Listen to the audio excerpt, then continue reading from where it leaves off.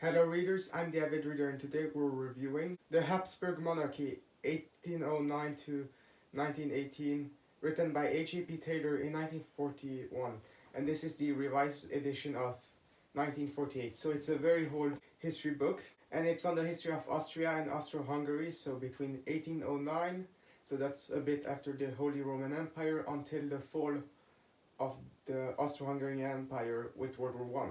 So it's about 280 pages or so. As it's an old book, it's a bit hard to read sometimes. It's a bit dry like Habsburg, but it's still an interesting book. And as this is AJP Taylor, he writes from a reader's perspective and he denies the justification of a liberal perspective. It starts out in 1809, and this is the era of Metternich, so just around the time of the Napoleonic War, and this is of old Austria and old absolutism. This is on the basis that the Habsburg monarchy should control Austria absolutely. And this is about from 1809 until 1848, and under this period you have feudalism, of course. But with the 1848 revolutions, you have the abolishment of feudalism. In the 1848 revolution, which were inspired by France partially, they had a mix of liberalism, nationalism, and socialism. And in 1849, they had failed mostly, but feudalism is gone, and you had some economic freedom increased.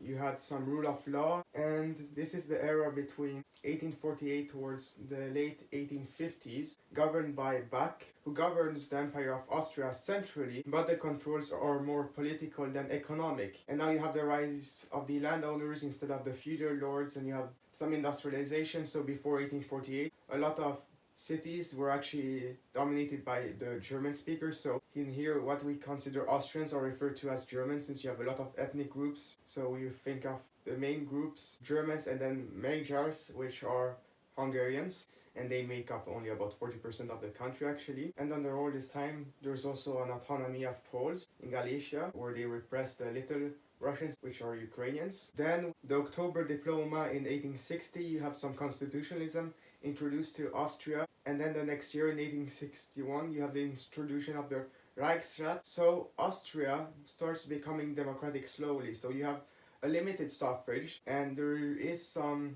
gerrymandering, you could say. So the Germans, and I think also the Hungarians, have overrepresentations, and some of the favorite groups like the Poles also have overrepresentations, and the groups that are discriminated against, such as the Little Russians, Ukrainians, and the South Slavs, they are underrepresented. So the Croatians are repressed in Hungary as they favor more Austria, but they are treated badly by the Hungarians. And under all this time, you've had Austria as being the leader of the German Confederation, and with war in 1866 between Prussia and Austria, Prussia becomes the #1 German power now. And by the way, during all this time from 1848 to 1916, it's under one emperor in Austria, Francis Joseph, who doesn't have any principle. His only principle is keeping the power of the Habsburg monarchy, which means himself. So he's unscrupulous and makes some deals with different groups often. So Bismarck's victory leads to the Compromise of 1867, which separates Austria-Hungary almost into two. So you got the Austria area and the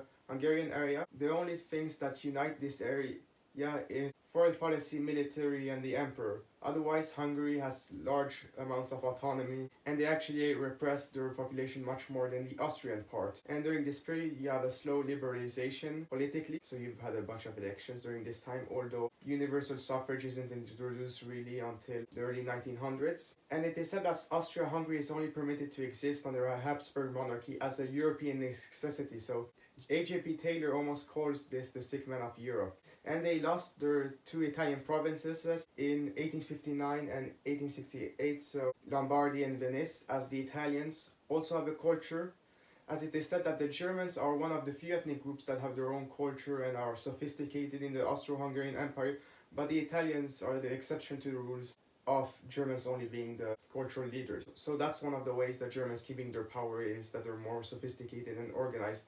And the Czechs don't really have any power because they talk about historic Bohemia, but to the difference of the Hungarian, historically they don't really have any sovereignty. So AJP Taylor disregards federalism and things like this. He says that's a liberal wish, that's not possible. So in the following decade, after 1867, he presents them as false liberal hopes. Bosnia and Herzegovina is occupied in 1878 by the Austrians instead of Turkey or someone else. In 1908 they are annexed, and this is what starts really downfall of the Austro-Hungarian Empire, as this makes Serbia wanting a greater Serbia, and he claims that Czechoslovakia and Yugoslavia are manufactured nations, so they have no historical existence. But Masaryk nonetheless successfully starts creating the Czechoslovak movement, and then a priest inspires a movement of Croats and Serbs and Slovenes as one country under Yugoslavia, but this is artificial. And AJP Taylor disregards the belief that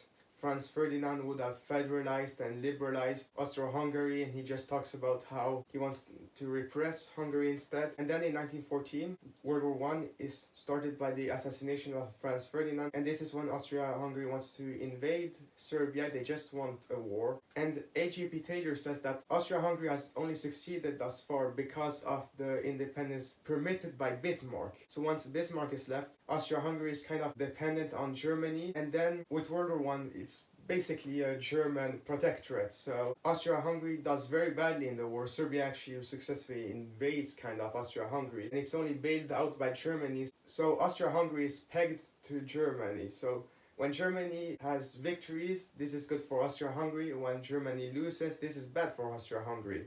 And in October and November 1918, you have the dissolution of Austria-Hungary. The last Austro-Hungarian emperor in 1916 to 1918 is pretty worthless. Czechoslovakia and Yugoslavia become countries in October and November 1918, and the different parts of the armies go to their different new nations. So you have Hungary now, and now you have Austria. And AJP Taylor says that these things will lead to bad things later on, and we saw this with World War II. And the ethnic contradictions with Hungarians being out of Hungary, and then ethnic minorities such as the Ukrainians not really being represented in Poland. Those things lead to conflict, and oddly, Taylor argues at the end of the book that states like Slovakia and Croatia kind of benefited from Hitler. So some of these Central European states got what they wanted through Hitler, so yeah.